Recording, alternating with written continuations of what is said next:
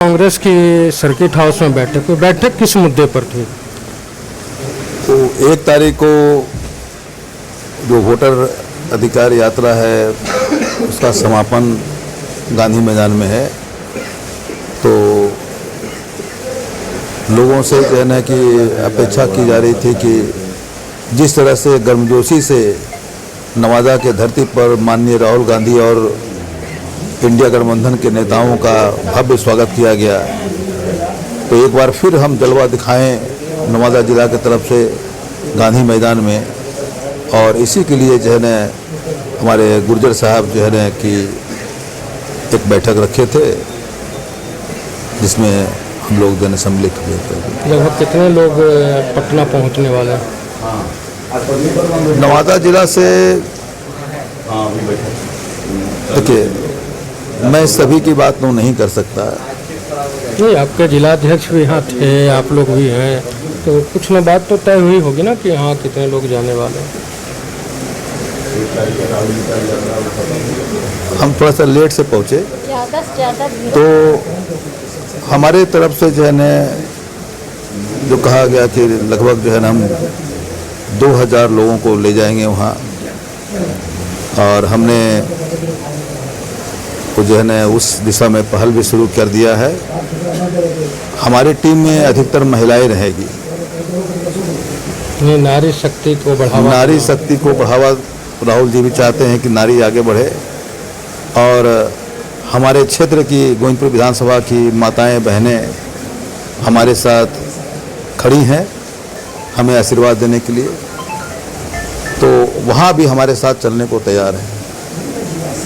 मेरे ख्याल से पूरे बिहार में इतनी संख्या में महिलाएं शायद किसी जिला से या किसी एक आदमी के द्वारा नहीं लाया जाएगा, ऐसा मुझे विश्वास है।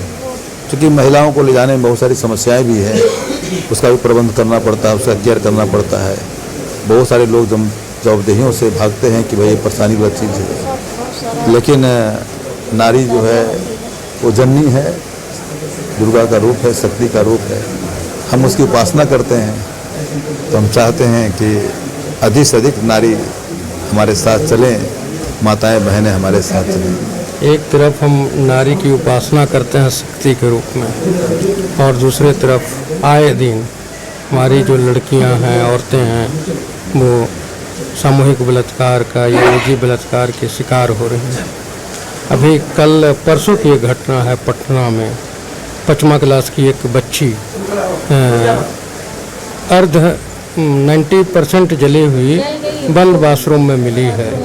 इस तरह की स्थिति पर आप क्या कहेंगे? ये हमारा जो शिक्षा है वो गलत दिशा की तरफ जा रहा है, और हमारे बच्चों के संस्कार भी बिगड़ते जा रहे हैं। तो शिक्षा की ऐसी कोई व्यवस्था नहीं है जिसमें नैतिकता का पाठ पढ़ाया जाए, और हम इस पर जोर देते हैं। जैसे बहुत पहले हमने जो है ना जीवनदीप पब्लिक स्कूल में एक फंक्शन में मैं गया था, वहाँ से अनाउंस हो रहा था कि हमारे स्कूल के बच्चे यहाँ पर हैं, इतने पास किए, इतना मेडिकल में गए, इतने इंजीनियरिंग गए।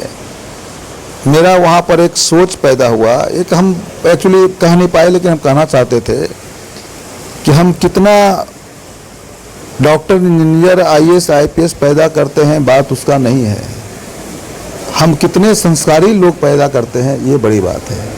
आज इस बात की खोज कहाँ है?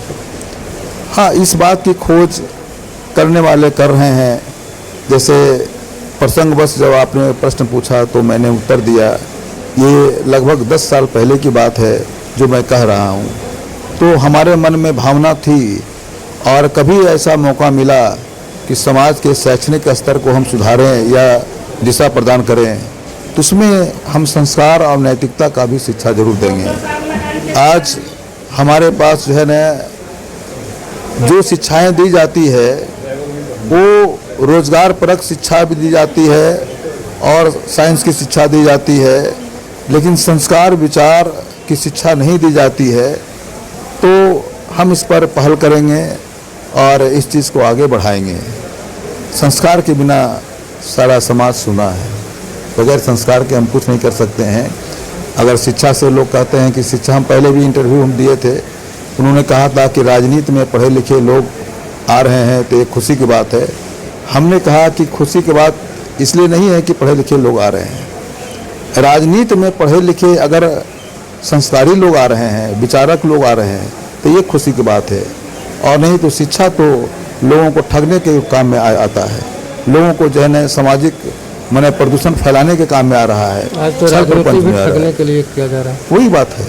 हमने इसलिए कहा था कि राजनीति वो शून्य है अगर उसमें दिल का समावेश ना हो, अगर विचारों का समावेश ना हो राजनीति में, तो राजनीति खोखला है। जो भी पंडित जवाहरलाल नेहरू उन्होंने राजनीति किया तो उसमें दिमाग के साथ दिल को भी अप्लाई किया। वो जो है लाल बहादुर शास्त्री ने भी दिमाग के साथ दिल को अप्लाई किया। राजीव गांधी ने भी वैसा ही किया। और हमारे जो है जननायक कर्पूरी ठाकुर, उन्होंने भी राजनीति में दिमाग के साथ दिल को भी इस्तेमाल किया। तो मेरा कहना का मतलब है कि राजनीति में संस्कार विचार का होना बहुत ज़रूरी है। अगर भावनाओं को हम किनारे कर देंगे तो राजनीति सिर्फ एक पेशा रह जाएगा। राहुल गांधी के वोटर अधिकार यात्रा के दौरान आपके हिसुआ के वर्तमान विधायक और भाजपा के पूर्व विधायक, इन दोनों में काफ़ी झड़प हुई। क्या यह स्वच्छ राजनीति की पहल है?